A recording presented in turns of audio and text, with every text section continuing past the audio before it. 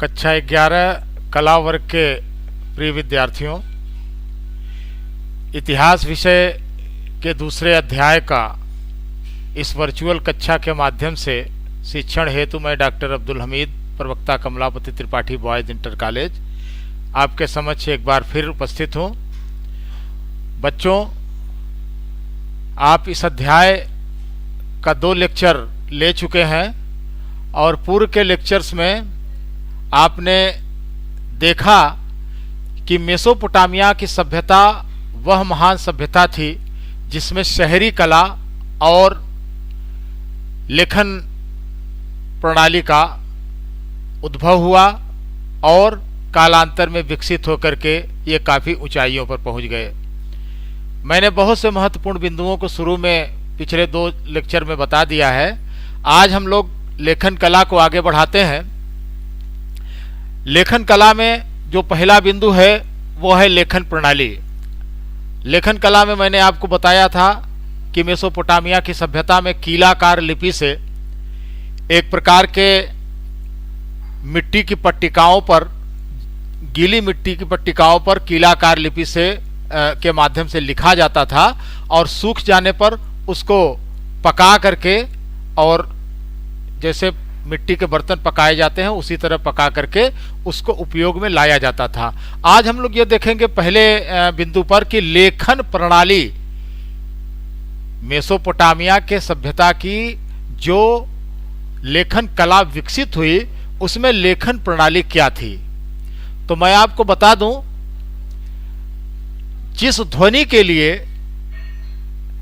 कीलाकार लिपि का प्रयोग किया जाता था वह एक अकेले स्वर या व्यंजन की तरह नहीं था। जैसे अ, म हिंदी के व्यंजन में होता है, इंग्लिश के व्यंजन में ए, बी, सी इस तरह होता है। तो इस तरह किसी एक स्वर या व्यंजन के लिए वहां की लेखन प्रणाली की जो कीलाकार लिपि में लिखी जाती थी उसमें ये नहीं था, बल्कि सीधे सीधे इसे एक शब्द के रूप में लिखा जाता था। जैसे कि आम, राजा, या इंग्लिश में पैट, इस तरीके से एक पूरा शब्द होता था एक चिन्ह में। तो इस प्रकार लेखन का कार्य करने वाले लेखक को सैकड़ों अक्षरों का ज्ञान लेना पड़ता था, सीखना पड़ता था। इसमें बेहद कुशलता की आवश्यकता होती थी। इसलिए तत्कालीन यानी उस समय का लेखन कार्य एक बहुत ही महान उपलब्धि थी। जो लोग इस कार्य को करते थे उन्हें बहुत महान समझा जाता था और ये इस कार्य में बेहद कुशलता की भी आवश्यकता होती थी। किसी भाषा विशेष की ध्वनि को एक दृश्य के रूप में प्रस्तुत किया जाता था, इसलिए यह बेहद महत्वपूर्ण कार्य था। अब हम अगले बिंदु में देखेंगे कि यहां की साक्षरता क्या थी, कितने लोग पढ़े लिखे थे। तो जाहिर है लेखन प्रणाली जब कठिन है तो और उतनी जागरूकता भी नहीं थी, इसलिए बेहद कम लोग साक्षर हुआ करते थे, बहुत कम लोग पढ़ लिख सकते थे। और इसमें भी अगर राजा पढ़ा लिखा होता था तो ये बात उस राष्ट्र के लिए, उस शहर के लिए बेहद महत्वपूर्ण होती थी। पढ़ा लिखा राजा हमेशा ये चाहता था कि उसे प्रशंसा से नवाजा जाए और इसको उल्लिखित किया जाए कि राजा पढ़ा लिखा है। अधिक जो मेसोपोटामिया की सभ्यता में लिखा गया है, जो हमको प्रमाण मिले हैं, तो उसमें से अधिकतर लिखावट बोलने के तरीके को दर्शाती है। ठीक है, तो अब हम देखेंगे इसी लेखन कार्य से जुड़ा एक अगला बिंदु जिसको कहते हैं लेखन का प्रयोग। यानी जो कुछ लिखा गया वो किस प्रयोजन से लिखा गया, किस संदर्भ में लिखा गया। आइए देखते हैं। मेसोपोटामिया विचारधारा के अनुसार राजा ने ही लेखन का प्रयोग आरंभ किया था, यानी लेखन का प्रयोग राजा द्वारा ही आरंभ किया गया था। एक सुमेरियन महाकाव्य से स्पष्ट होता है कि लेखन कार्य सूचना इकट्ठा करने के लिए, उस सूचना को दूर दराज तक प्रेषण के लिए और शहरी संस्कृति और सभ्यता के उत्कृष्टता की झलक दर्शाने के लिए लेखन का प्रयोग किया जाता था मेसोपोटामिया के सभ्यता में। अगर हम बात करें बेबीलोनिया के महान राजा हम्मुराबी की, तो हम देखते हैं कि हम्मुराबी ने एक विधि संहिता बनाई थी, एक कानून का दस्तावेज तैयार किया था और वो इसी प्रकार की पट्टिकाओं पर लिखे गए थे। ये बहुत बड़ा प्रमाण है कि लेखन का प्रयोग वहां किस प्रयोजन से किया जाता रहा होगा। ठीक है, अब हम आते हैं इस बिंदु पर दक्षिणी मेसोपोटामिया का शहरीकरण, मंदिर और राजा। मैंने पाठ के शुरुआत में आपको बताया था कि मेसोपोटामिया का दक्षिणी क्षेत्र, जहां दजला और फरात की नदियां आपस में मिल करके और कई सहायक नदियों में बढ़ जाती थी, यह क्षेत्र बेहद संपन्न और महत्वपूर्ण था। मैंने आपको मेसोपोटामिया का भूगोल समझाते समय यह भी बताया था और स्थान भी दर्शाया था कि देखिए, 3 जो शहर हैं वे बेहद महत्वपूर्ण थे शहरीकरण के अंतर्गत। उसमें थे, एक था उरुक, दूसरा उर और तीसरा मारी। तो आगे के जो ये बिंदु हैं, इसमें हम इन तीनों शहरों के संदर्भ में अध्ययन करेंगे। तो ये जो हम दक्षिणी मेसोपोटामिया का शहरीकरण पढ़ने जा रहे हैं, इसमें मंदिर और राजा महत्वपूर्ण है, वो उरुक नगर के संदर्भ में है। जी हाँ, उरुक नगर के संदर्भ में है। तो आइए देखते हैं कि दक्षिणी मेसोपोटामिया का शहरीकरण कैसा था और मंदिर और राजा की इसमें क्या भूमिका होती थी। बच्चों, 5000 ईसा पूर्व से दक्षिणी मेसोपोटामिया में बस्तियों का विकास शुरू हो गया था और आगे चलकर कुछ बस्तियां ही शहरों के रूप में बदल गई। शहर 3 तरह के होते थे। पहला, मंदिर के चारों ओर विकसित शहर। दूसरा, व्यापारिक केंद्र के रूप में विकसित शहर। और तीसरा, शाही शहर। हम पहले प्रकार की बात करते हैं कि किस प्रकार मंदिरों के शहर, यानी मंदिरों के चारों ओर शहर का विकास कैसे हुआ। बाहर से आए लोग कुछ चुने हुए स्थानों पर बसे। उन्होंने एक नया मंदिर बनाया बीचों बीच, और कभी कभी मंदिर वहां कोई पुराना बना होता था, उसी को फिर से पुनर्निर्माण कर लेते थे। हम अगर प्रमाण की बात करें तो सबसे पहला ज्ञात मंदिर कच्ची ईंटों से बना छोटा सा देवालय था, जिसमें देवता का निवास माना जाता था। मंदिर विभिन्न प्रकार के देवी देवताओं के निवास स्थान थे। ये लोग, जो प्रमाण हमें प्राप्त हुए हैं उसके मुताबिक, उरुक शहर में जो उर नाम का एक देवता था, शायद इसी के नाम पर चंद्रदेव, ये उरुक शहर का नाम भी पड़ा था। उर जो देवता थे वो चंद्र देवता थे, यानी चांद के रूप में उर के नाम से चंद्र देवता की पूजा होती थी। और एक देवी थी प्रेम और युद्ध की देवी, इन्हें कहा जाता था। इन्हें इन्नाना नाम से जाना जाता था। तो ये उर और इन्नाना, एक देवता और एक देवी, उरुक नगर के महत्वपूर्ण देवी देवताओं के प्रतिनिधि थे। मंदिर सामान्यतः ईंट से बने होते थे।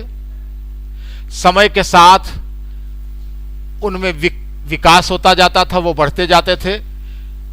आमतौर पर खुले आंगन के चारों ओर कई कमरे बना दिए जाते थे और मंदिर बहुत कुछ आज जैसे घर होते हैं, घर जैसे ही होते थे, क्योंकि मंदिर को भी देवता का घर ही माना जाता था।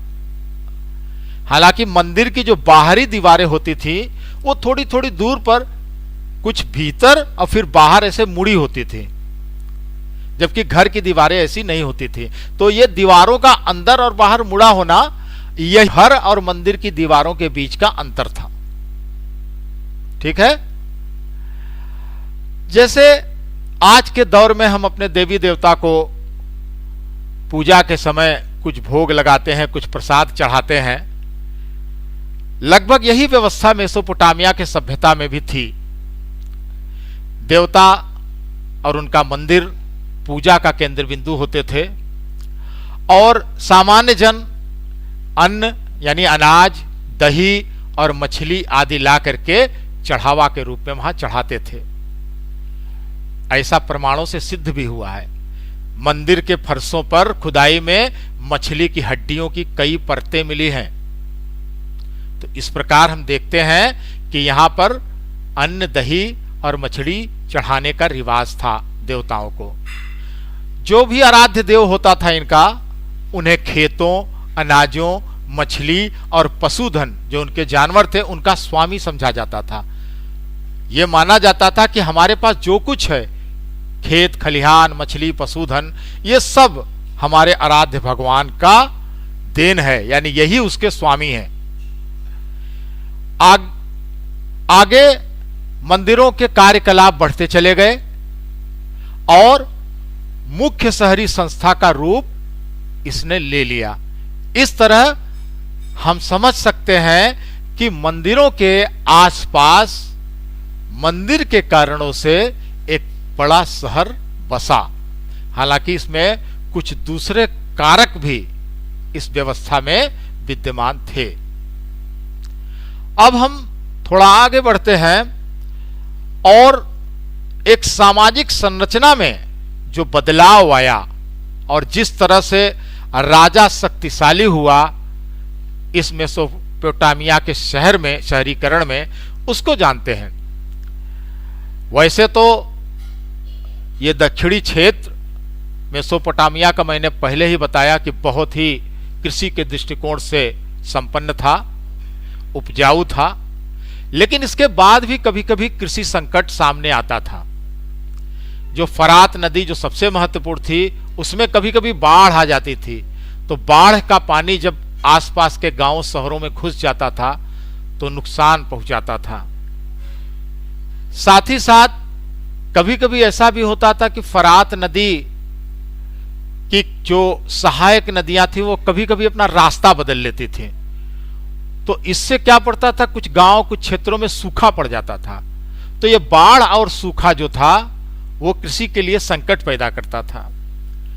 कुछ मानवीय कारण भी थे इसके लिए जिम्मेदार। जैसे कोई ऐसा क्षेत्र है कि ऊपर से नदी बहती हुई नीचे आ रही है, कुछ गांव ऊपर की तरफ हैं, कुछ निचले इलाकों में हैं। तो ऊपर के इलाके में रहने वाले क्या करते थे कि पानी को ज्यादा से ज्यादा ले लेते थे, तो नीचे पानी पहुंच ही नहीं पाता था। यह भी एक समस्या थी। मेसोपोटामिया के तत्कालीन देहातों में जमीन और पानी के लिए अक्सर झगड़े उसी तरह होते थे जैसे आज होते हैं, और कभी कभी यह झगड़ा बहुत बढ़ जाता था। जब झगड़ा ज्यादा बढ़ जाता था तो दो समुदाय आपस में एक दूसरे पर टूट पड़ते थे। जाहिर है कि एक कमजोर समुदाय हार जाता था।